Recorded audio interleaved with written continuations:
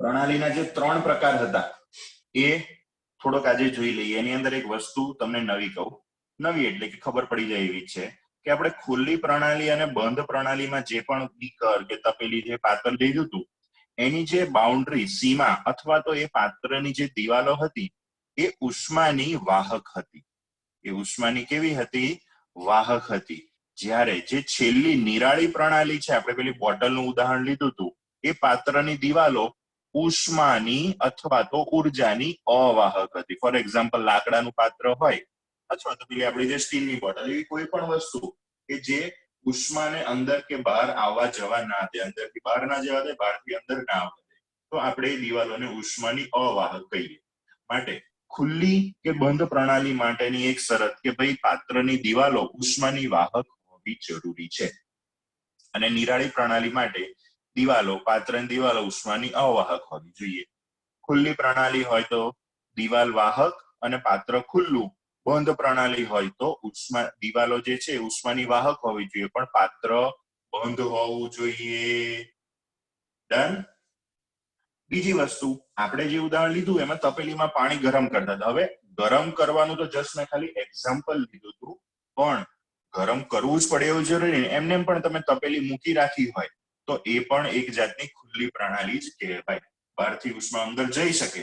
આપણે નાખીએ છીએ નથી નાખતા એ વસ્તુ અલગ છે, પણ ઉષ્મા અંદર બહાર જઈ શકે. એમને તપેલી ગેસ ઉપર ના હોય ને એમને પડી હોય તો એની અંદર દ્રવ્ય જઈ શકે અને પાણી ધીમે ધીમે ઉડે છે એટલે દ્રવ્ય બહાર પણ જઈ શકે.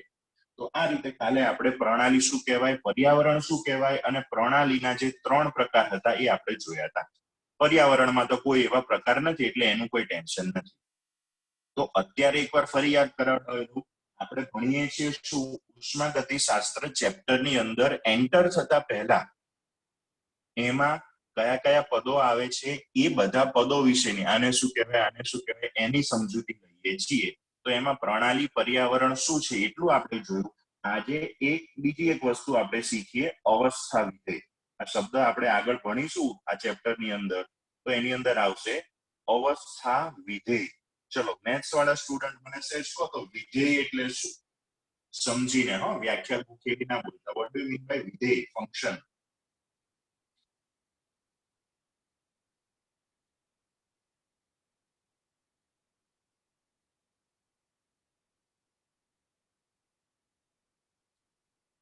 કોઈ નહીં? મેથ્સ વાળા હરખું ભણતા નહીં લાગતા. બોલો નિયમ. વિધેય એટલે એક પ્રકારનો ચોક્કસ સંબંધ કે ચલની કિંમત જે પ્રમાણે લઈએ એ પ્રમાણે એની ચલની કિંમત જે પ્રમાણે લઈએ અને આખાની કિંમત પછી એ ચલના પ્રમાણમાં મળે એને વિધેય કહેવાય. બરાબર બરાબર. મતલબ ઇન શોર્ટ, બધા મેથ્સના સ્ટુડન્ટ એક વસ્તુ મગજમાં ફિટ કરો, ક્યારે પણ કોઈ પણ ટીચર અથવા તો કોઈ પણ માણસ પૂછે કે ભાઈ વિધેય એટલે શું, તો કે એ એક જાતનો સંબંધ છે. એમાં જે પણ કોઈ એક વસ્તુ બદલાઈ શકે એવી હોય, જેને આપણે ચલ કહીએ છીએ, એને આધારે એ વિધેયના જેની સાથે એનો સંબંધ છે એના મૂલ્યમાં ફરક પડે. બરાબર. ફોર એક્ઝામ્પલ, મોંઘવારી અને પગાર. તો જે પણ કોઈ ગવર્મેન્ટના ટીચરો હોય અથવા તો ગવર્મેન્ટના જે સ્ટાફ હોય, તો મોંઘવારી વધે એ પ્રમાણે એ લોકોનો પગાર પણ વધે. આને એક જાતનો સંબંધ કહેવાય. આ એક પ્રેક્ટિકલ ઉદાહરણ આપ્યું. એમ અહીંયા આપણે એક વસ્તુ છે ભાઈ, અવસ્થા વિધેય. અવસ્થા એટલે શું, તો કે કોઈ પણ એક પરિસ્થિતિ. હવે આ સમજતા પહેલા એક બેઝિક પ્રેક્ટિકલ ઉદાહરણ, જે પ્રમાણે મારી ટેવ છે એ પ્રમાણે તમને સમજાવું કે ભાઈ અવસ્થા એટલે શું. કોઈ પણ માણસ, ધારો કે એના ઉપર કંઈક દેવું થઈ ગયું છે અથવા તો કોઈક એને મારવાનું છે, એવું એ માણસને જોઈને આપણને ખબર પડે ખરી? કોઈ પણ માણસ ઉપર કંઈક દેવું થઈ ગયું છે, કોઈક એને મારી નાખવાનું છે, કોઈક એના ઉપર દેવું થઈ ગયું, કોઈક લેણદારો એના ઉપર આવે છે, મારામારી થઈ ગઈ, એવું આપણને કઈ ખબર પડે ખરી એને જોઈને? હા મન? એના હાલચાલ અને એના સ્વભાવ પરથી ખબર પડે ને. એના હાલચાલ ઉપરથી ખબર પડે. પછી બહુ ટેન્શનમાં હોય તો આપણે એનું બીપી માપીએ તો ખબર પડે. એના માથા, પેલું શું કહેવાય, એનું આંખો, માથાના વાળ જેમ તેમ હોય. આ બધી વસ્તુ શું, એની પરિસ્થિતિ. અને અહીંયા આપણે કહીએ તો એની અવસ્થા દર્શાવે છે. તો તો જેમ કોઈ વ્યક્તિની અવસ્થા, એના હાવભાવ, એની બોડી લેંગ્વેજ, એનું બ્લડ પ્રેશર, રેડી, એના ઉપરથી આપણને ખબર પડે, એમ અત્યારે આપણે અવસ્થા જ નક્કી કરવાની છે. પણ કોની? તો કે પ્રણાલીની. તો કે પ્રણાલી કઈ અવસ્થામાં છે. હવે પ્રણાલી કઈ અવસ્થામાં છે એટલે શું? તો એક સાદું ઉદાહરણ આપું પ્રણાલી કે ભાઈ મારી પાસે, આપણે હમણાં પ્રણાલીના ઉદાહરણ જોતા હતા, એમાં એક તપેલીની અંદર પાણી ભર્યું હતું. તપેલીને કદાચ ઢાંકી હોય, અથવા તો આપણે લઈએ કે ધારો કે આ મારી પાસે કોઈ એક પાત્ર છે, આની અંદર કોઈ એક વાયુ ભરેલો છે, બંધ પાત્ર છે, વાયુ ભરેલો છે. દિવાલો કેવી છે આ તે આપણે અત્યારે નહીં જવું, પણ આ એક પ્રણાલી છે. ધારો કે એક કે બે ગમે એટલા વાયુ છે, એમની વચ્ચે પ્રક્રિયા કરી, ઓકે, આપણે અભ્યાસ કરીએ છીએ. આવી એક પ્રણાલીની અવસ્થા મારે દર્શાવવી હોય કે ભાઈ આ કન્ડિશનમાં છે, તો એ અવસ્થા દર્શાવવા માટે હું એના દબાણ વિશેની ચર્ચા કરું. જેમ કે આપણે આની આગળના 5મા ચેપ્ટરમાં ડિસ્કશન કરતા હતા, દાખલા આવે તો દાખલાની અંદર કહે કે ભાઈ આ વાયુ આટલા તાપમાને, આટલા દબાણે, આટલું કદ રોકે છે, પછી એના દબાણમાં આટલો ફેરફાર કરું, એના તાપમાનમાં આટલો ફેરફાર કરું તો કદ કેટલું થાય. એટલે એવા દાખલા આપણે ગણતા હતા આગલા 5મા ચેપ્ટરમાં. હા. એક જ જણ જવાબ આપે ને એક જ જણ બોલે છે, બીજા બધા શું કરવા અહીંયા આવ્યા છે? એટલે દાખલા ગણ્યા હતા એવા? હા.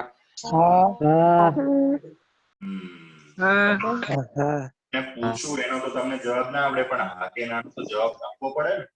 તો મને કઈક ભણાવવાનું ગમે, ન તો તું એકલો બોલ બોલ કરતો એવું લાગે ગાંડા છે. તો આજે આપણી પાસે આ પ્રણાલી છે, એ પ્રણાલીનું આપણે દબાણ દર્શાવી શકીએ કે ભાઈ એના વાયુના અણુઓ કેટલું પેલા પાત્રની દિવાલ ઉપર દબાણ લગાડતા હશે, આ વાયુને આપણે કેટલા તાપમાને રાખેલો હશે, આ વાયુનો જથ્થો કેટલો હશે, આ વાયુ જે પણ પાત્રમાં છે એ કેટલું કદ રોકતું હશે, આ વાયુના અણુઓ છે તો એમની કંઈક ગતિ ઉર્જા હશે, એમની કંઈક સ્થિતિ ઉર્જા હશે. આ અલગ અલગ જાતના આ જે બધા આપણી પાસે ભૌતિક રાશિઓ આપણે જે કહીએ છીએ, તો અત્યારે આ બધી ભૌતિક રાશિઓ આ પ્રણાલીની અવસ્થા દર્શાવે છે. દબાણ, તાપમાન, જથ્થો, કદ, ઉર્જાઓ, આ બધા પ્રણાલીની અવસ્થા દર્શાવે છે. એટલે આ બધાને આપણે આ પ્રણાલીની અવસ્થા દર્શાવતા અવસ્થા વિધેયો કહીશું. હવે અવસ્થા દર્શાવે છે એટલે આપણે એને અવસ્થા વિધેય કહીએ છીએ, એ તો એક કારણ થયું. બીજું, આ બધા જે અવસ્થા વિધેયો છે એ કેવા છે? તો કે એ લોકો માત્ર પ્રણાલીની શરૂઆતની અવસ્થા અને પ્રણાલીની અંતિમ અવસ્થા ઉપર જ આધાર રાખતા હોય છે. શરૂઆતમાં પ્રણાલી કયા પ્રકારની છે, પછી પ્રણાલી કયા પ્રકારની થઈ, છેલ્લે આપણે કોઈ પણ ચેન્જ કર્યો આ પ્રણાલીમાં, આ વાયુને દબાવ્યો, ગરમ કર્યો, ગમે તે કર્યું, તો આ બધા જે અવસ્થા વિધેયો છે એ શરૂઆતની અને અંતિમ બે જ અવસ્થા ઉપર આધાર રાખે. એ અવસ્થા કેવી રીતે મેળવવામાં આવે છે એના ઉપર આધાર નહીં રાખતા. થોડુંક અઘરું લાગે એવું છે, એટલે એક સાદા પ્રેક્ટિકલ ઉદાહરણથી તમને સમજાવું. ધારો કે મારી પાસે આ એક પ્રણાલી છે, એક બીકરમાં કે એમાં મેં પાણી ભરેલું છે. કોઈ મને કહી શકે આ પાણી ધારો કે અત્યારે 25 ડિગ્રી સેલ્સિયસ ઉપર છે, હવે એનું તાપમાન વધારીને 50 ડિગ્રી સેલ્સિયસ મારે કરવું હોય તો હું કેવી રીતે કરી શકું?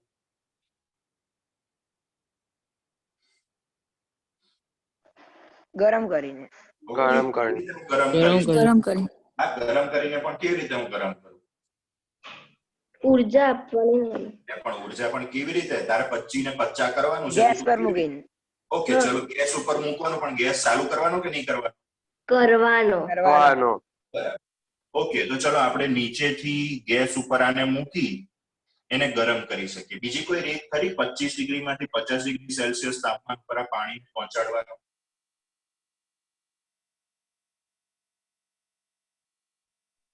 વિદ્યુત ચુંબકીય વિકિરણ. ઓકે, ચલો વિદ્યુત ચુંબકીય વિકિરણ, ફોર એક્ઝામ્પલ માઇક્રોવેવ ઓવનમાં તમે મૂકો તો ઓવનમાં આ પાણી ગરમ થઈ જાય. ચલો બીજી કોઈ રીત? સૂર્ય ઉર્જા. ચલો સૂર્ય ઉર્જા એ પણ એક જાતની વિદ્યુત ચુંબકીય વિકિરણ છે. ચલો એ પણ સાચી વાત છે. પછી ગરમ પર્યાવરણમાં નાખીએ તો હે એક ગરમ પર્યાવરણમાં નાખીએ તો ઓકે, ગરમ પર્યાવરણ મતલબ કે કોઈ ઓવનમાં ચલો ને આપણે મૂક્યું એ ગરમ પર્યાવરણ, બરાબર, એ પણ સાચી વાત છે. પછી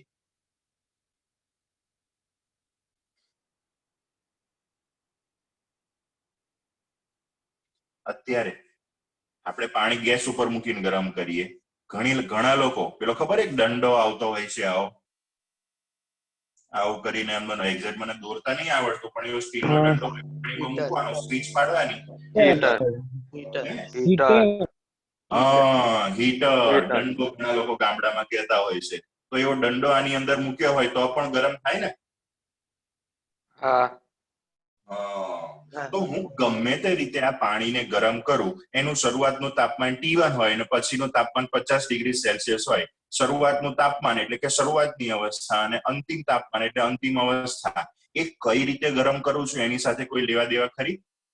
મારે તો શરૂઆતનું તાપમાન 25 હતું, ગમે તે રીતે કરું 50 ડિગ્રીએ પહોંચે, એની સાથે કોઈ લેવા દેવા નહીં.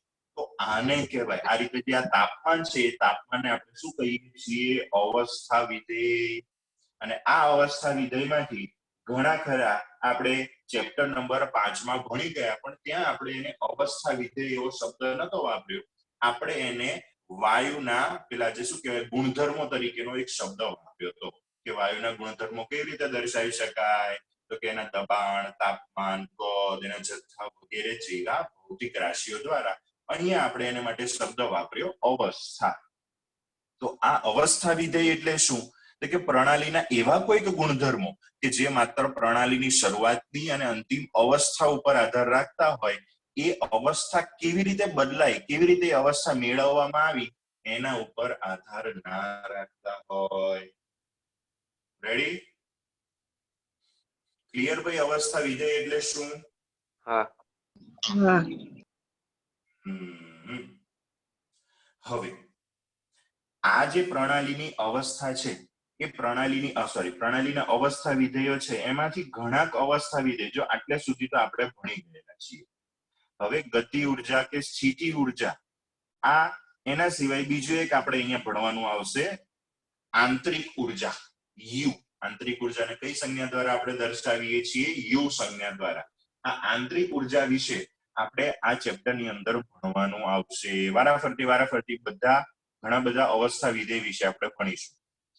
તો અવસ્થા વિધેય ભણી લીધા પછી પહેલો આપણી પાસે ભણીએ કે આંતરિક ઉર્જા શું છે. આ આંતરિક ઉર્જા તો કે કોઈ પણ પ્રણાલી એટલે કોઈ પાત્રમાં વાયુ ભરેલો હોય, કોઈ પાત્રમાં પાણી ભરેલું, એવું નહીં. કોઈ પણ એક નાનો એકમ, નાનો ભાગ, આપણું શરીર પણ એક જાતની પ્રણાલી જ કહેવાય. રેડી? તો પ્રણાલી એટલે શું? આપણે રૂમમાં જે પણ રૂમમાં તમે બેઠા છો એ પણ એક જાતની પ્રણાલી છે કે એની અંદર હવા વાયુ સ્વરૂપે રહેલી છે.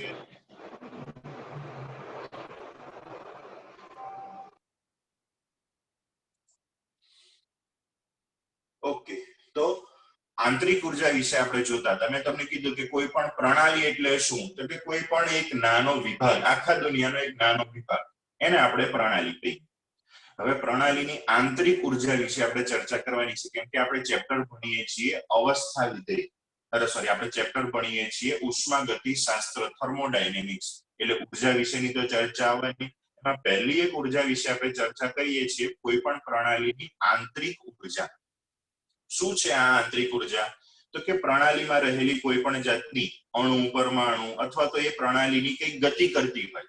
ફોર એક્ઝામ્પલ, આપણી પાસે એક નાનું એવું ફોર એક્ઝામ્પલ આવું પાત્ર છે, એક જગ્યાએથી બીજી જગ્યાએ લઈ જઈએ છીએ, અથવા તો એના અણુઓ છે એ અણુઓ ગતિ કરતા હોય, એ અણુઓ કોઈ જગ્યાએ સ્થિર હોય તો એમની કઈક સ્થિતિ ઉર્જા. તો આવી બધા જ પ્રકારની ઉર્જાઓનો સરવાળો જેટલી પણ એની અંદર છે, ઘણી બધી હોય, આપણને તો ઘણી ખબર નથી.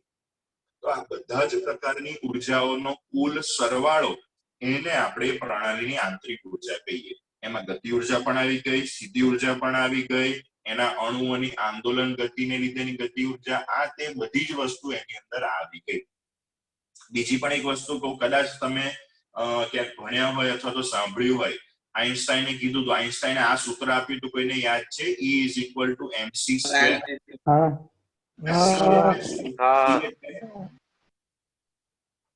પ્રકાશનો વેગ, ઓકે, m એટલે શું? દળ, દળ, તો આના પરથી એવું કહી શકાય કે કોઈ પણ પદાર્થ ચાહે ગતિ કરતો હોય કે સ્થિર ઊભો હોય પણ એની અંદર દ્રવ્ય હોય તો એમાં ઉર્જા હોય ને હોય. અને એનો અનુભવ તમે જ્યારે પણ લાકડા કે કાગળને બાળીને ગરમી ઉર્જા મેળવો છો ત્યારે તમને થાય કે એની અંદર દળ છે એટલે એ ઉર્જા આપશે અને આપશે. હવાની દળ છે એટલે એનું પણ દહન થાય ઓક્સિજન, ત્યારે એમાંથી પણ આપણને ઉર્જા મળે. આ બધા જ પ્રકારની ઉર્જાઓનો કુલ સરવાળો એટલે આંતરિક ઉર્જા.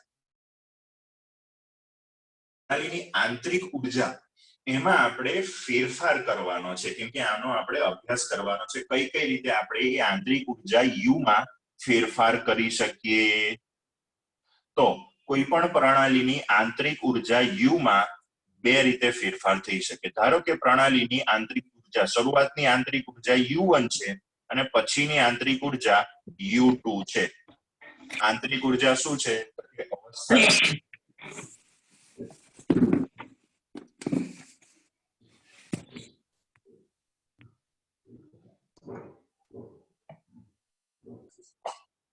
તો પ્રણાલીની શરૂઆતની આંતરિક ઉર્જા U1 છે અને અંતિમ કોઈ ચેન્જીસ પછી આંતરિક ઉર્જા U2 છે. U1 માંથી U2 આંતરિક ઉર્જામાં ચેન્જ કરવો હોય, હવે એવું જરૂરી નહીં કે U1 કરતા U2 વધારે જ હોય, વધારે પણ હોય, ઓછી પણ હોય, ગમે તે રીતે આ આંતરિક ઉર્જામાં ફેરફાર કેવી રીતે આપણે કરી શકીએ? તો પહેલી વસ્તુ છે કે ભાઈ એ જે પ્રણાલી છે એ પ્રણાલીને ઉર્જા અથવા તો ઉષ્મા આપીને અથવા તો એમાંથી દૂર કરીને, ધારો કે આ વાયુ પ્રણાલી છે અથવા તો આ પ્રણાલી છે, એને આપણે બહારથી ઉર્જા આપીએ અથવા તો એની ઉર્જા આપણે બહાર ખેંચી લઈએ, તો એ રીતે ઉર્જાની આપ-લે કરીને પણ આપણે એની આંતરિક ઉર્જામાં ફેરફાર કરી શકીએ. એક સાદું ઉદાહરણ આપું. આ પાણી છે એની અંદર કંઈક આંતરિક ઉર્જા હશે, આપણે એને ગરમ કરીએ તો એની આંતરિક ઉર્જામાં શું ફેરફાર થાય? કોઈ કહી શકે?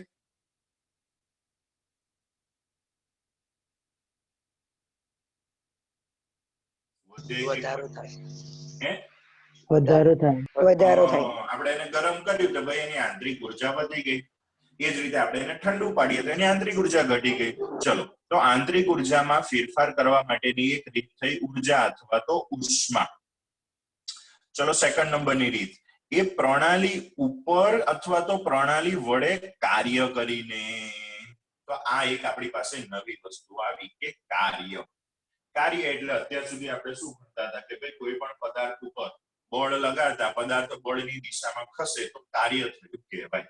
એટલે હા કે ના આવું ભણ્યા હતા? હા, અહીંયા આપણે કાર્ય દ્વારા આંતરિક ઉર્જામાં કેવી રીતે ફેરફાર કરીએ એ હમણાં આ ટોપિક પતે પછી એક ટોપિક શરૂ કરું એની અંદર આપણે જોશું. તો આપણે પ્રણાલીની આંતરિક ઉર્જામાં પ્રણાલી પર અથવા તો એ પ્રણાલી પોતે કંઈક કાર્ય કરે એના દ્વારા પણ એની આંતરિક ઉર્જામાં ફેરફાર કરી શકીએ. એના માટેનું એક સાદું ઉદાહરણ આપું.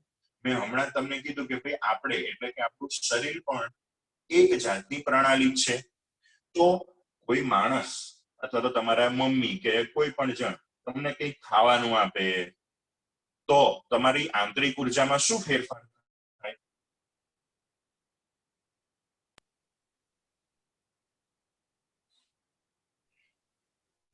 વધારો થાય. આંતરિક ઉર્જા વધે. હા, તમારી આંતરિક ઉર્જા શું થશે? વધે. પણ તમને ખાવાનું ના આપીએ અને કદાચ ભૂખ્યા રાખીએ ને તોય તમારી આંતરિક ઉર્જા વધારી શકાય. કેવી રીતે?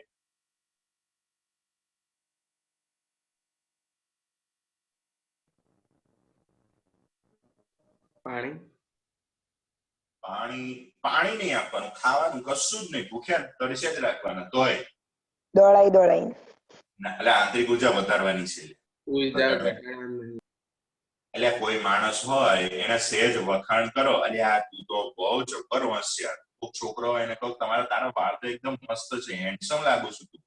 એને તમે આખો દિવસ ભૂખ્યો તરસો રાખો ને પણ આખો દિવસ એના વખાણ કરો ને તો એ પાર્ટી ફોર્મમાં હોય. આ ફોર્મમાં હોય એટલે બીજું કઈ નહીં, આંતરિક ઉર્જામાં વધારે. એટલે ખબર પડી હવે? હા. રેડી? ઓકે, તો આ રીતે આંતરિક ઉર્જામાં કાર્ય દ્વારા ફેરફાર કરી શકાય. કોઈ માણસ દોડ કરે તો એની આંતરિક ઉર્જા ઘટે. તો આ બે રીતે. અને ત્રીજી વસ્તુ, હમણાં આપણે જે આઈન્સ્ટાઈનની ચર્ચા કરી એ જ રીતે કોઈ પણ પ્રણાલીમાંથી દ્રવ્ય દૂર કરીને અથવા તો દ્રવ્ય ઉમેરીને એની આંતરિક ઉર્જા વધારી શકાય. હમણાં મેં તમને કીધું કે ભાઈ તમને જમાડે કોઈક વસ્તુ ખાવા માટે આપે તો તમારા શરીરમાં તમારી પ્રણાલીમાં દ્રવ્ય ઉમેરે છે, આંતરિક ઉર્જા વધી જાય. એ જ રીતે જો આપણે બ્લડ ડોનેટ કરવા જઈએ તો આપણને થોડીક વાર બેસી રહેવા માટે કે બ્લડ આપ્યા પછી થોડી વાર બેસી રહેવાનું કે અને પેલું ચા ને બિસ્કિટ એવું આપે. કેમ? તો કે આપણા શરીરમાંથી દ્રવ્ય નીકળી ગયું એટલે આપણી થોડીક ઉર્જા ઓછી થઈ ગઈ હોય. તો આ ત્રણ પરિબળો દ્વારા આપણે પ્રણાલીની આંતરિક ઉર્જામાં ફેરફાર કરીએ છીએ. એટલે આંતરિક ઉર્જાનો ફેરફાર એને કેવી રીતે આપણે દર્શાવી શકીએ? કઈ સંજ્ઞા દ્વારા? ફેરફાર ડેલ્ટા યુ. આંતરિક ઉર્જાનો ફેરફાર એવું લખવું હોય તો મારે ડેલ્ટા યુ એવું લખવું પડે. હવે ફેરફાર એટલે શું?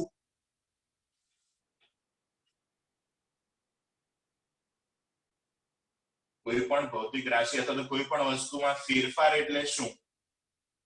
તો કે છેલ્લે અંતિમ અવસ્થામાં જે હતું એ માઇનસ શરૂઆતમાં જે હતું એ.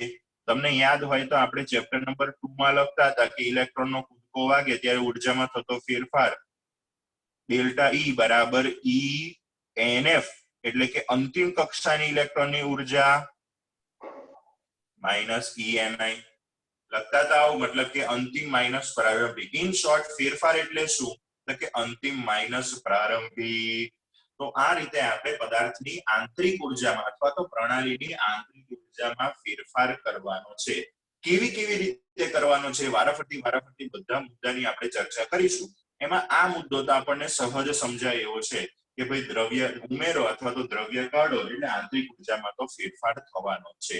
પણ ઉષ્મા અથવા તો ઉર્જા અને કાર્ય દ્વારા કેવી રીતે કરીશું એના વિશે હવે આપણે ચર્ચા કરવાની છે.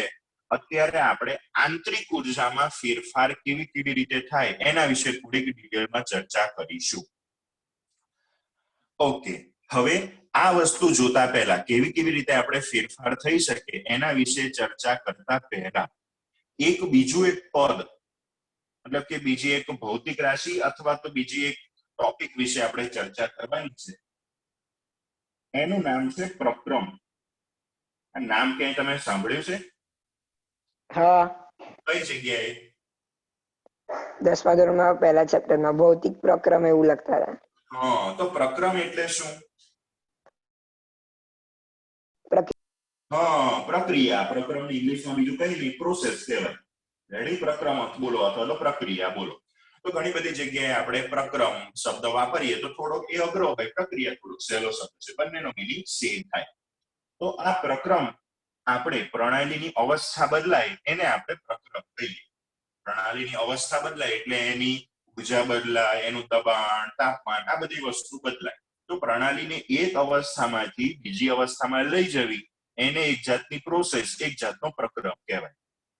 હવે આ જે પ્રોસેસ પ્રક્રમ આપણે કરીએ છીએ, જે પણ પ્રક્રિયા એ અલગ ઘણા બધા પ્રકારના હોય. આ પ્રક્રમ ઘણા બધા પ્રકારના હોય. એમાં પહેલો એક પ્રકાર છે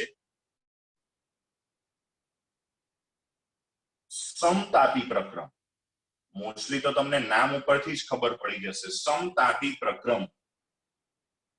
ચલો, શું હશે સમતાપી પ્રક્રમ? પ્રક્રમ એટલે શું? પ્રક્રિયા એટલે શું? પ્રોસેસ. પ્રોસેસ એટલે શું? પ્રક્રિયા. અલ્યા મગજ મારી. પ્રણાલીને કોઈ એક અવસ્થામાંથી બીજી અવસ્થામાં લઈ જવી. રેડી? એને આપણે પ્રોસેસ પ્રક્રમ કહીએ. તો સમતાપી પ્રક્રમ એટલે શું? શબ્દ પરથી તાપમાન સમાન હોય એનું તાપમાન ઉદાહરણ તરીકે મારી પાસે આ પાત્રની અંદર વાયુ ભરેલો છે. આ વાયુ પર દબાણ લગાડું તો શું થાય?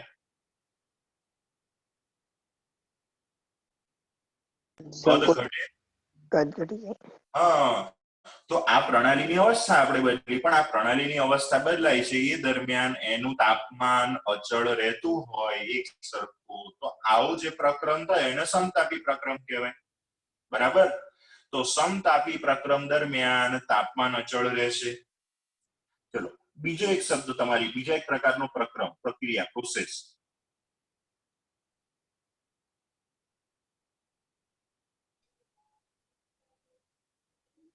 સમોસમી. આપણે સમોસા વિશેની નહીં ચર્ચા કરવાની, હો ભૂખ લાગી હોય તો તમારે કરેક્ટ થઈ લેજો, પણ એના વિશે આપણે ચર્ચા નહીં કરતા. સમોસમી પ્રક્રમ એટલે જેમાં તાપમાન સમાન રહેતું હોય. શું શું? તાપમાન સમાન રહેતું હોય. તો એને તો સમતાપી કીધી. તો સમતાપી કેમ રાખે? ઊર્જા સમાન. શું? ઊર્જા સમાન. ઉર્જા બરાબર. યસ, એની ઉષ્મા સ્વરૂપની ઉર્જા એક સરખી રહેતી હોય. હવે એક વસ્તુ સમજો, સમતાપી પ્રક્રમ છે. તમે કોઈ દિવસ એક સાદા, મને છે ને આ ચેપ્ટર ની અંદર ખાસ ચેપ્ટર તમને થોડુંક બોરિંગ લાગે જો એમને તમને જવા દો ને, પણ ડે ટુ ડે લાઈફમાં તમે જે પણ વસ્તુ જોઈ હોય એના એક્ઝામ્પલ આપો, તમને ખબર પડે. પેલો હવા પૂરવાનો પંપ આવે ને, પેલો ચાઇનાનો પંપ આપણે ઘરે પણ રાખીએ,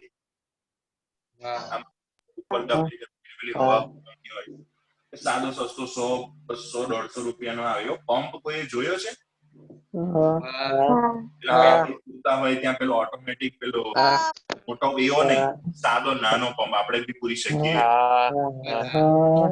ચલો એનાથી હવા કોઈએ પૂરી છે? હાથ ઊંચો કરો તો. હવે તમે મને સહેજ કહેશો કે હવા પૂરો છો, હવા પૂર્યા પછી તમે પંપને અડ્યા હો ત્યારે શું થાય છે? ગરમ હોય. ગરમ લાગે. ગરમ હોય થોડું. એટલે ગરમ લાગે છે એવું? હા. એટલે અંદર તમે શું કહેવાય, નીચેથી પેલું બર્નર ચાલુ કર્યું હોય, ગેસ ઉપર મૂકીને હવા પૂરો. ઘર્ષણ થાય ને. ગમે તે એક જણ કંઈક બોલો હરખું. ઘર્ષણના કારણે. ઘર્ષણના કારણે. ખાલી ઘર્ષણના કારણે જ થયું હોય? દબાણના કારણે. ઘર્ષણ અને દબાણ. દબાણ. જો આ હવા પૂરવાનો એક પંપ તમને દેખાય છે? હા. આ હવા પૂરવાનો એક પંપ છે. હવે તમે આ પંપને હવા પૂર્યા પછી સહેજ અડો ને તો તમને ગરમ લાગે. કેમ ગરમ લાગતો હશે? તો કે તમે જે પણ હવા પૂરો છો એ દરમિયાન પેલો જે પ્લન્જર કોને કહેવાય? તો જો હું પ્લન્જર શબ્દ વાપરું ને એટલે આ સમજી લેવાનું, આને પ્લન્જર કહેવાય. બરાબર? અને સેમ આ રીતનું જ આપણા જે એન્જિન હોય ને એની અંદર પણ આ રીતનું થતું હોય છે. બાઇક કે કોઈ પણ ગાડીનું એન્જિન હોય ને એમાં આ રીતનું થતું હોય. હવા અંદર શું કહેવાય? પિસ્ટન. ત્યાં શબ્દ વપરાય પિસ્ટન. આમાં પિસ્ટન થતો હોય. કદાચ તમે જૂના જમાનાની રેલગાડી જોઈ હોય ને તો એના પૈડા સાઈડ ઉપર આવો થતું હોય. જોયું છે? ચલો, તો આ જે પિસ્ટન અથવા તો જે પ્લન્જર છે એ અંદર બાર થાય. હવે અહીંયા હું આ વસ્તુને દબાવું છું. હવે એક વસ્તુ સમજો, આ પ્રણાલી છે મારી પાસે. અહીંયા જે હવા છે, હવાની પ્રણાલી છે, એને હું દબાવું છું. અહીંયાથી ધારો કે બંધ હોય તો અહીંયા ઉપરથી દબાવું તો એનું કદ ઘટે. બરાબર? તો આ હું એની અવસ્થા બદલું છું.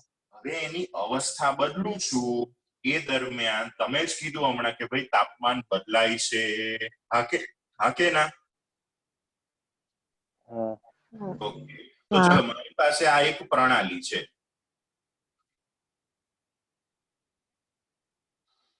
એને હું બદલીને, દબાવીને કે ગમે એમ કરીને બીજે એક સ્વરૂપમાં, બીજી એક અવસ્થામાં લઈ જાઉં છું. આ દરમિયાન એની ઉષ્મા અચળ રાખવાની છે. યાદ રાખજો દરેક જણ, એક પછી એક નવી નવી સંજ્ઞાઓ આવે છે. ઉષ્મા માટે આપણે સંજ્ઞા વાપરીએ છીએ ક્યુ. ભૂલ ના કરતા આપણે વીજભાર માટે પણ કેમેસ્ટ્રીમાં અથવા તો ઘણી વાર ફિઝિક્સમાં પણ આ જ સંજ્ઞા વાપરે છે. બરાબર? તો અહીંયા આપણે ઉષ્મા માટે સંજ્ઞા વાપરીએ છીએ ક્યુ, સ્મોલ ક્યુ. તો પ્રણાલીની અવસ્થા બદલાય એ દરમિયાન એની ઉષ્મા બદલાવી જોઈએ નહીં. શરૂઆતમાં જેટલી એની અંદર ઉષ્મા સ્વરૂપની ઉર્જા હોય એટલી જ ઉર્જા પછી રહેવી જોઈએ. તો એક વસ્તુ હું સમજાવું છું, જેને ખબર પડે ને એ પછી મને કહેજો અથવા સમજાવજો. પ્રણાલીની એક અવસ્થામાંથી બીજી અવસ્થામાં રૂપાંતર થાય છે એ દરમિયાન તાપમાન અચળ રહેતું હોય તો સમતાપી પ્રક્રમ કહેવાય, અને જો ઉષ્મા સરખી રહેતી હોય તો એને સમોષ્મી પ્રક્રમ કહેવાય. પણ આ સમોષ્મી પ્રક્રમ દરમિયાન પ્રણાલીનું તાપમાન વધે અથવા તો પ્રણાલીનું તાપમાન ઘટે, મતલબ કે એની અંદરથી જે એનું તાપમાન છે પ્રણાલીનું તાપમાન વધારવું કે ઘટાડવું પડે.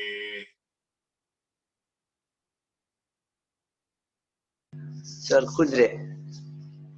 એવું ઉષ્મા સમાન નહીં આપવાની ને. ઉષ્મા એવું નહીં સમજો એક વસ્તુ. તમે પેલો પંપથી હવા પૂરો છો, તો એની અંદર ઉષ્મા વધી ના ગઈ? હા, એમાં તો વધી ગઈ. મતલબ કે તમે પ્રણાલીની અવસ્થા બદલો છો એ દરમિયાન જો તમારે ઉષ્મા અચળ રાખવી હોય તો તમારે તાપમાનમાં ફેરફાર કરવો પડે જ. રેડી? કેવી રીતે? તો તમે ધારો કે આ તમારો પેલો હવા પૂરવાનો પંપ છે, તમે એને દબાવો છો, ફૂલ દબાવો છો, એ દરમિયાન જો અંદરનું તાપમાન વધી ગયું તો તમારે બહાર કંઈક એવું ઠંડુ કંઈક વસ્તુ રાખીને અંદરથી ઉષ્મા બહાર ખેંચી લેવી પડે. ખબર પડી ભાઈ? હા. પ્રણાલીની અવસ્થા બદલો છો, ગમે તે કરો, તમે દબાવો છો, છોડો છો, ગમે તે કરો છો, એ દરમિયાન જો અંદર ગરમી વધી ગઈ, એટલે ગરમી વધી એટલે તો ઉષ્મા વધી કહેવાય. હવે ઉષ્માને એટલી ને એટલી રાખવા માટે અંદરથી થોડીક તાપમાન ઘટાડવું પડે, બહારથી તમારે એને એટલી ને એટલી ઉષ્મા ઉર્જા રાખવા માટે બહારથી તમારે એને કંઈક ઠંડક કરવી પડે. એ જ રીતે તમે કોઈક પ્રણાલીને કંઈક પ્રોસેસ પ્રક્રમ કરો છો, એક અવસ્થામાંથી બીજી અવસ્થામાં લઈ જાઓ છો, એ દરમિયાન એ ઠંડી થઈ જાય છે, ઓ બાપા, તો તમારે એને બહારથી ગરમ કરવી પડે. કદાચ તમે તો જોયું હોય કે ના જોયું હોય, પ્રેક્ટિકલ થોડુંક બીજું ઉદાહરણ આપું. એલપીજી સિલિન્ડર નું નામ સાંભળ્યું? હવે આ જે એલપીજી સિલિન્ડર હોય ને એને તમે ઘરે તો ધીમે ધીમે વાપરતા હોય, પણ કોઈ જગ્યાએ મોટો કંઈક રસોડું હોય ને, બહુ બધા લોકોનું રસોડું બનાવવાનું હોય ત્યારે મોટા મોટા તપેલા પેલા ગેસ ઉપર મૂક્યા હોય, જોયા છે? ચૂલા બહુ મોટા ચૂલા હોય. એમાં જયારે પેલો એલપીજી સિલિન્ડર એટેચ કરીને એની અંદરથી ગેસ જતો હોય ને, તો તમે અહીંયા જુઓ ને તો આના ઉપર ટપકા બાજ્યા હોય. કોઈ જોયા છે? કદાચ કોઈ રસોડું હોય ને ત્યાં જોયું હોય તો ખબર. આપણા ઘરે તો કેવું કે ધીમે ધીમે ગેસ નીકળતો એટલે ખબર ના પડે, પણ આવા મોટા ચૂલામાં તો ભમ ભમ અંદરથી પેલો ગેસ નીકળતો એટલે પેલું આપણે ઠંડા પાણીનો ગ્લાસ હોય એના ઉપર કેવા પેલા ભેજના ટીપા બાજે, આના ઉપર બી ટીપા બાજેલા હોય. કોણે જોયા છે? હાથ ઊંચો કરો તો.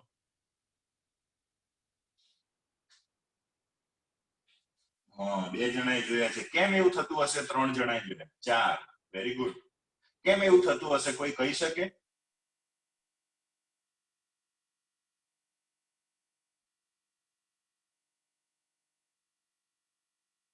જો આપણે આની અંદર શું ભરેલો છે? એલપીજી એલપીજી એટલે કાર્બનિક પદાર્થ છે. નામ ફૂલ ફોર્મ શું એનું? Liquefied petroleum gas. લિક્વિફાઈડ એટલે પ્રવાહીમાં કન્વર્ટ કરેલો ગેસ. લિક્વિફાઈડ એટલે પ્રવાહી કરેલો ગેસ, એટલે વાયુનું પ્રવાહીમાં રૂપાંતર કરી અંદર પ્રવાહી સ્વરૂપનો ભરેલો હોય. હવે આ પ્રવાહીને ઉપરથી પેલું નોઝલ ખોલે, અહીંયાથી ગેસ જાય એટલે આ લિક્વિડ હવે વાયુ સ્વરૂપમાં રૂપાંતર પામશે. હાલે હા કે ના? એટલે પ્રવાહીનું જ્યારે વાયુમાં રૂપાંતર થતું હોય, પ્રવાહીનું જ્યારે વાયુમાં રૂપાંતર થાય એને કારણે આ જે દિવાલો છે એ તો પેલી ધાતુની જ હોવાની, એટલે ઠરે. એ ઠરે ને એટલે બહારનો જે વાતાવરણનો ભેજ હોય ને એની સપાટી ઉપર ચોંટતો હોય છે. બરાબર? તો અહીંયા આ પ્રક્રિયા દરમિયાન પ્રણાલીની ઉષ્મા ઘટી જાય છે. એ ઘટે ઉષ્મા મેન્ટેન રાખવા માટે બહારથી આપણે એને તાપમાન આપવું પડે. આ તો જસ્ટ મેં તમને ખાલી સમજવા માટે ઉદાહરણ આપ્યું, પણ આપણે અત્યારે એ સમજવાનું છે કે જે પણ કોઈ અવસ્થા આપણે પ્રણાલીની બદલીએ છીએ એ દરમિયાન જો મારે ઉષ્મા અચળ રાખવી હોય then I have to change the temperature. મારે તાપમાનમાં ફેરફાર કરવો પડે. કાં તાપમાન અંદર આપવું પડે અથવા તો અંદરનું તાપમાન ઓછું કરવું પડે. ઇન શોર્ટ, પ્રણાલીનું તાપમાન બદલાય. આપણે ના ફેરફાર કરીએ, તાપમાન તો એની મેળે ઓટોમેટિક બદલાતું હોય. રેડી? તો સમતાપી દરમિયાન તાપમાન અચળ રહે, પણ સમોષ્મી દરમિયાન ઉષ્મા અચળ રહેશે. ઉષ્મા અચળ રહેશે એનો બીજો એક મિનિંગ આપણે આગળ એવો કરીશું કે પ્રણાલી ઉષ્મા મેળવતી પણ નથી અને ગુમાવતી પણ નથી, એની એજ અચળ જાળવી રાખે છે. અને પ્રક્રિયા દરમિયાન ઉષ્મામાં તો વધારો ઘટાડો થાય પણ એને અચળ જાળવી રાખવા માટે આપણે તાપમાનમાં ચેન્જ કરતા હોઈએ છીએ. આ હતી આપણી પાસે સમોષ્મી પ્રક્રમ. હવે ત્રીજો આપણી પાસે છે સમદાબી પ્રક્રમ. ચલો શું થશે? જે પ્રક્રમ દરમિયાન પ્રણાલીનું દબાણ અચળ રહેતું હોય એને આપણે શું કહીએ છીએ? સમદાબી પ્રક્રમ. અને ચોથું છે સમકદી. ક્યાંક શબ્દ તો નથી સમકદી, એકચ્યુઅલી આ લોકો છે ને ઇંગ્લિશ શબ્દનું ગુજરાતીમાં લખે છે આઇસોકોરિક, અને આને જ અહીં ગુજરાતીમાં લખી દે છે આઇસોકોરિક. ગુજરાતીમાં શુદ્ધ ગુજરાતીમાં લખવું હોય તો સમકદી પ્રક્રમ અથવા તો આઇસોકોરિક પ્રોસેસ. આમાં શું થશે? એનું પ્રણાલીનું કદ શું રહેશે? અચળ રહેશે. બરાબર. તો મોસ્ટલી આ બે ની આપણે વધારે જરૂર પડશે. આ આપણે ક્યાંય વધારે આવશે નહીં. આ બધી વસ્તુ આવતી હોય છે. આપણે આ બે ની વધારે જરૂર છે કેમ કે ઉષ્મા અને ઉર્જા સાથે આપણે કેમેસ્ટ્રીમાં વધારે લેવા દેવા હોય છે. તો આ હતા અલગ અલગ જાતના પ્રક્રમો. બરાબર. આ વસ્તુ આ ટોપિક વચ્ચે અત્યારે એટલા માટે લીધો કે આપણે પ્રણાલીની આંતરિક ઉર્જામાં ફેરફાર કરવાનો છે. અને પ્રણાલીની આંતરિક ઉર્જામાં કેવી રીતે ફેરફાર કરી શકાય? કઈ 3 રીતે? કોણ બોલશે? બોલો નિયમ.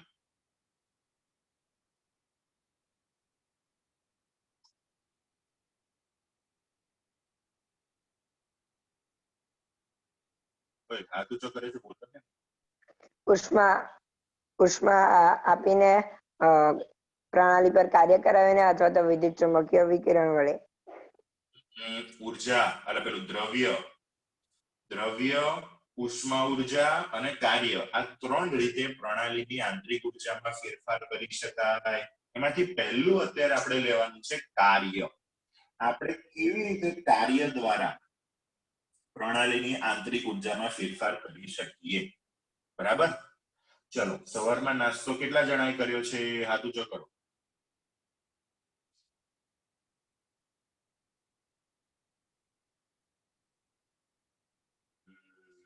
આટલા જણાએ નાસ્તો કર્યો. તો નાસ્તો કરવા માટે તમે કંઈક કાર્ય તો કર્યું હશે, પણ બસ હવે હાથ નીચે મૂકી દો. Thank you very much. હા. તો એ નાસ્તો કરો છો એ દરમિયાન તમે કંઈક કાર્ય કરો છો, પણ એ કાર્ય તમારા શરીરની પ્રણાલીની આંતરિક ઉર્જા વધારે છે. એને બદલે ઘણા લોકો સવારમાં જોગિંગ કરવા માટે ગયા હશે, તો એ પણ એક જાતનું કાર્ય છે. સાયકલિંગ કર્યું હશે, એ પણ એક કાર્ય છે. કચરા પોતું ઘણા બહેનોએ ઘરમાં કર્યું હશે, એ પણ એક જાતનું કાર્ય છે. તો એ કાર્ય દ્વારા આપણે આપણા શરીરની પ્રણાલીની આંતરિક ઉર્જા ઘટાડી. હવે અહીંયા આપણે પ્રણાલીની આંતરિક ઉર્જા કેમિસ્ટ્રીની અંદર કેવી રીતે લાગુ પડે છે એ બધું આપણે અત્યારે જોવાનું છે કે કેવી રીતે આપણે એ કાર્ય કરીને આંતરિક ઉર્જા ઘટાડી શકીએ. એના માટે એ લોકોએ 2 રીતો કીધી છે. કઈ 2 રીતો? હમણાં આપણે જે પેલું પાણી ગરમ કરવાનું હતું ને એનું જ એક ઉદાહરણ લીધું છે. આપણી પાસે અહીંયા એક પાણી છે.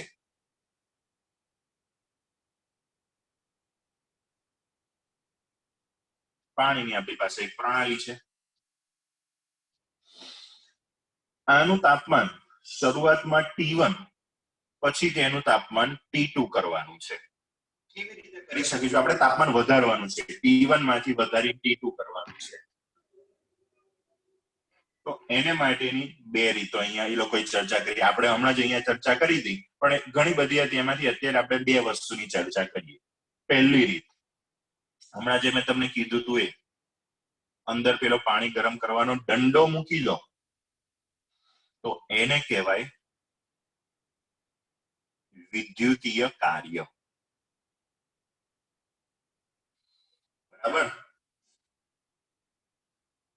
બીજી રીત, આ દંડો કાઢી લઈએ અને અંદર પેલું છાશ બનાવવા માટેની પેલી વલોણો આવે, અથવા તો પેલું અત્યારે તો લેટેસ્ટ જમાનામાં પેલું બ્લેન્ડર આવે છે, એ બ્લેન્ડર મતલબ કે અંદર કંઈક પેડલ જેવું હોય એ અંદર ફેરવીએ તો એ હા. જે કરીએ છીએ એને આપણે યાંત્રિક કાર્ય કર્યું કહેવાય. રેડી? પેલું તો દંડાને કઈ હલાવ્યા બલાવીને એમને રહેવા દીધો, પણ જે વિદ્યુત ઉર્જા આવે છે એના દ્વારા આપણે એ દંડાને અને એના દ્વારા પેલા પાણીને ગરમ કર્યું અને પછી આ પેડલ દ્વારા એને ફેરવીને આપણે યાંત્રિક કાર્ય કર્યું. આ પેડલ ફરે એટલે ઘસાય પાણીની જોડે એટલે પાણી ગરમ થાય. તો પાણીનું તાપમાન શરૂઆતમાં T1 હતું, એમાંથી T2 કરી દીધું. એટલે આંતરિક ઉર્જામાં ફેરફાર થશે આ રીતે તાપમાન બદલાય તો.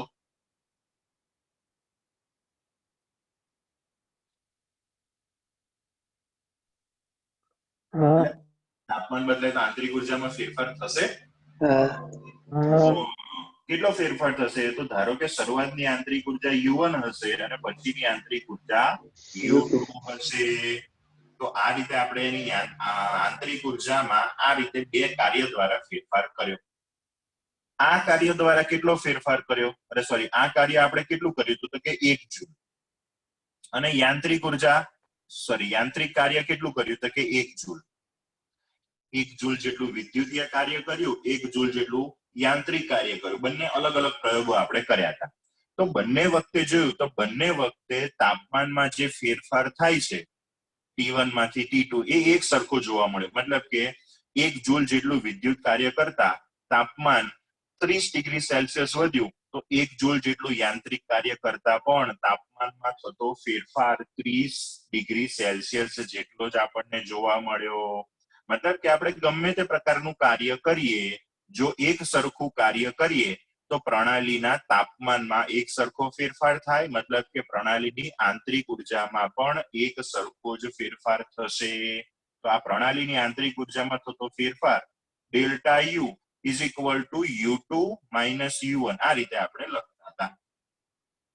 પણ અહીંયા એક વસ્તુ ધ્યાન રાખવા જેવી એ છે કે જો આ જે પાત્ર આપણે લીધું છે બીકર અથવા તો જે સ્ટીલનું પાત્ર, તો આપણે બહારથી એને ગરમ કરીએ અથવા તો અહીંયા પેડલ ફેરવીએ તો એમાં જે તાપમાનમાં વધારો થાય છે, એમાં જે ઉષ્મા હશે એ ઉષ્મા બહાર જતી રહેશે ખરી?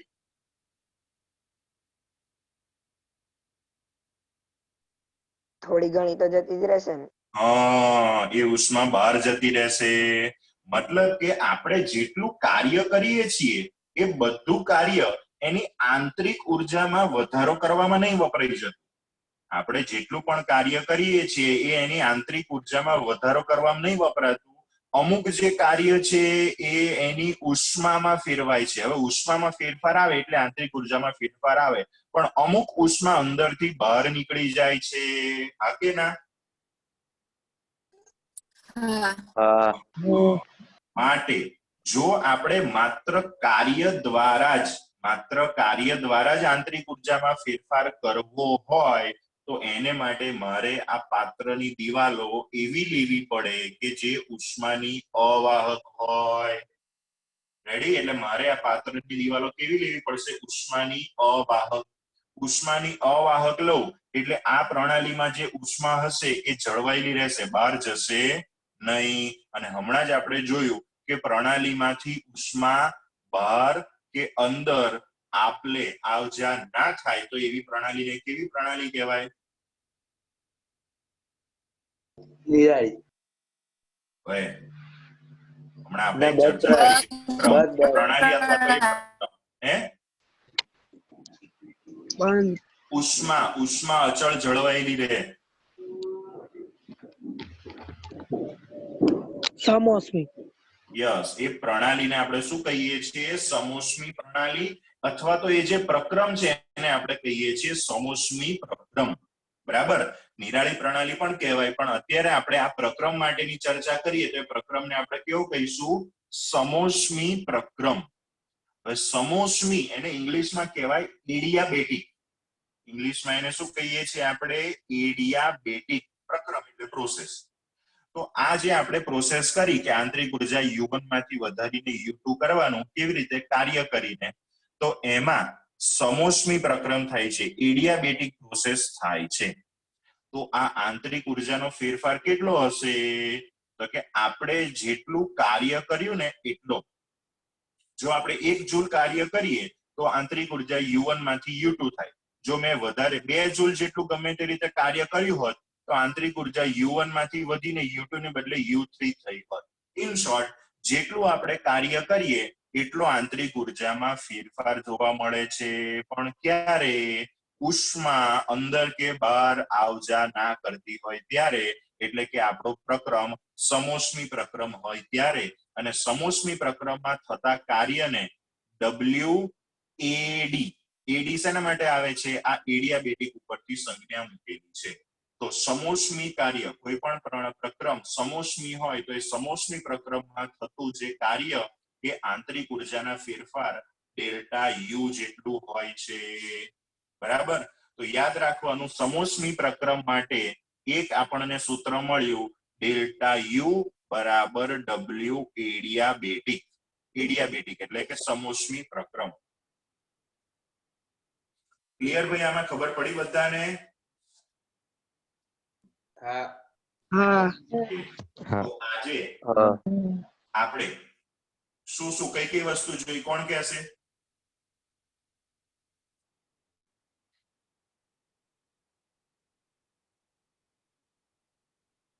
પહેલી વસ્તુ, અવસ્થા વિધેય એટલે શું? બરાબર. બીજું શું જોયું? સમતાપી. આંતરિક ઉર્જા. લાઈનમાં બોલવાનું. આંતરિક ઉર્જા વિશે જોયું. પછી આંતરિક ઉર્જામાં ફેરફાર કેવી રીતે કરી શકાય એની ચર્ચા કરી. અને એમાં કાર્ય દ્વારા કેવી રીતે ફેરફાર કરી શકાય એની આપણે છેલ્લે ચર્ચા કરી. પણ એ પહેલા અલગ અલગ જાતના જે પ્રક્રમ, એટલે કે પ્રક્રમ કોને કહેવાય અને એના કયા કયા પ્રકારો હતા એના વિશેની આપણે ચર્ચા કરી. બરાબર? તો આજે આપણે કાર્ય દ્વારા પેલા પ્રક્રમ પ્રણાલીની અવસ્થા કેવી રીતે બદલી શકાય છે એની ચર્ચા કરી. આવતીકાલે આપણે કેવી રીતે ઉષ્માની આપ-લે કરીને આંતરિક ઉર્જામાં ફેરફાર કરી શકીએ એની આપણે ચર્ચા કરીશું. બરાબર? બધાને આજના ટોપિકમાં કોઈ ડાઉટ?